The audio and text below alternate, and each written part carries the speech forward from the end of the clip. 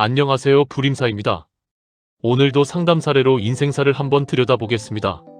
상담자는 현재 남편과 별거 중인 상태에서 자신의 남자운과 부부운의 흐름을 문의하였다. 처음 상담에서는 단순히 남자복이 없는 사주인가라는 질문으로 시작되었으나 육효계와 사주 전체를 함께 분석해보니 단순한 배우자복 부족의 문제가 아니라 오랜 세월 동안 정서적 고립과 관계의 소진을 반복해온 깊은 구조가 드러났다. 특히 이 여성은 관계 자체를 가볍게 여기거나 정이 없는 사람이 아니라 오히려 마음이 깊고 상대에게 쉽게 정을 주는 성향인데, 그 정이 시간이 흐를수록 상처와 고독으로 변해가는 흐름이 매우 강하게 나타나는 사주였다. 실제 상담 중에도 남편에 대한 미움만 존재하는 것이 아니라 미련과 체념, 실망과 연민이 동시에 섞여 있는 복합적인 감정 상태가 강하게 느껴졌었다. 이 여성의 사주는 갑인년 정축월 임신일 경술시이다. 이 사주의 가장 핵심은 월지 축토와 일지 신금, 그리고 시지 술토가 만들어내는 음령 구조에 있다.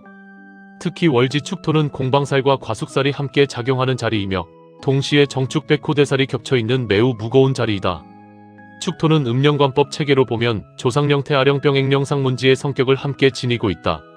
상문지는 현실에서 가장 큰 고통과 문제를 드러내는 자리인데, 이 여성에게는 그것이 바로 부부관계와 정서적 고립으로 연결된다. 공방살은 단순히 배우자와 떨어져 지내는 의미만이 아니라 함께 살아도 마음이 비어있고 관계 안에서 외로움을 느끼게 만드는 작용을 한다. 따라서 이 여성은 결혼 생활을 하면서도 시간이 갈수록 같이 살아도 혼자 사는 느낌을 강하게 받아왔을 가능성이 높다. 과숙살 또한 이 사주에서 매우 강하게 작용한다. 과숙살은 단순히 과부의 기운이라는 의미를 넘어서 혼자 견디고 혼자 감당하는 정서를 강화한다. 이 여성은 실제로 누군가에게 기대기보다 혼자 참고 버티는 방식이 몸에 배어있는 사람이다. 처음에는 관계를 유지하기 위해 노력하고 참지만 시간이 흐를수록 마음속 고립감이 깊어지고 결국 스스로 감정을 닫아버리는 흐름이 강하다. 공방살과 과숙살이 동시에 존재하는 경우에는 부부 사이의 대화 단절, 냉전, 각방생활, 정서적 거리감이 매우 쉽게 나타난다. 실제 별거 상태 또한 이러한 흐름과 정확히 맞물린다. 특히 정축 백호대살은 이 여성의 부부운에 강한 상처성과 냉각작용을 더한다. 백호대살은 감정이 한번 상하면 쉽게 회복되지 않는 특징을 가지고 있으며 관계가 극단적으로 끊어지거나 냉각되는 흐름을 만든다. 따라서 이 여성은 단순히 화를 내는 타입이라기보다 오랜 시간 상처를 누적시키다가 어느 순간 마음을 닫아버리는 형태가 강하다. 남편에 대한 실망감이 깊어질수록 대화보다는 침묵이 많아지고 관계 안에서 체념과 냉기가 쌓이는 구조이다. 연지 임목 또한 매우 중요하다. 임목은 음령관법 기준으로 귀물령 형제령 결합지에 작용을 한다. 결합지는 여러 기운이 서로 달라붙고 얽히는 자리인데, 이 여성은 사람과의 인연을 쉽게 끊지 못하고 정이 오래 남는 구조를 가지고 있다. 귀물령의 영향으로 생각이 많고 밤에 혼자 고민하는 시간이 길며, 형제령의 영향으로 가까운 사람에게 상처를 깊게 받는다. 즉, 남편과의 관계에서도 단순히 생활적 갈등만 있었던 것이 아니라 정서적으로 깊이 얽히고 상처받는 흐름이 반복되었다고 볼 수 있다. 일지 신금은 단절령 배신령 분리지의 성격을 가진다. 일지는 부부궁이므로 이 작용은 결혼 생활에 직접 영향을 준다. 분리지는 시간이 흐를수록 기운이 흩어지고 쇠락하는 자리이다. 따라서 이 여성의 부부운은 처음에는 인연이 형성되더라도 시간이 흐르면서 점차 정서적 거리감이 커지고 결국 관계가 분리되는 방향으로 흘러가기 쉽다. 배신령은 꼭 외도만 의미하는 것이 아니라 마음속 기대가 무너지고 정서적 배신감을 느끼는 흐름을 의미한다. 실제로 이 여성은 남편 자체보다 내 마음을 몰라준다, 결국 혼자 버티게 된다는 감정을 오랫동안 품고 살아왔을 가능성이 높다. 시지술토는 귀물령 태아령 무연령 병액지의 성격을 지닌다. 병액지는 산속에서 가장 아프고 피하고 싶은 흔적을 남기는 자리이다. 이 여성에게는 그것이 부부 문제로 나타난다. 무연령은 사람 곁에 있어도 외로운 기운이며 관계 안에서 정서적 연결이 끊어진 상태를 만든다. 따라서 이 여성은 실제 결혼 생활 속에서도 마음 깊은 곳에서는 늘 혼자라는 느낌을 가지고 있었을 가능성이 높다. 술토 병액지는 시간이 갈수록 감정이 피폐해지고 체념이 강해지는 흐름을 만든다. 이제 육효를 함께 보면 이러한 사주의 구조가 더욱 선명해진다. 작괴는 인월 을해일의 산지박괴 오효동, 변괴 풍지관괴이다. 산지박괴는 관계가 깎이고 무너지는 괴이며 겉은 유지되더라도 속에서는 이미 침식이 시작된 상태를 의미한다. 풍지관계는 서로 거리를 두고 바라보는 흐름이다. 즉 이 궤는 현재의 별거 상태를 매우 정확하게 반영하고 있다. 완전히 끝난 관계라기보다 서로 거리를 둔 채 감정과 상황을 관망하고 있는 흐름에 가깝다. 6효에서 가장 중요한 부분은 2효 사화관귀이다. 이 관귀는 월생을 받아 힘이 있으며 암동하여 세효술토를 생하고 있다. 즉 남편의 마음이 완전히 끊어진 것은 아니다.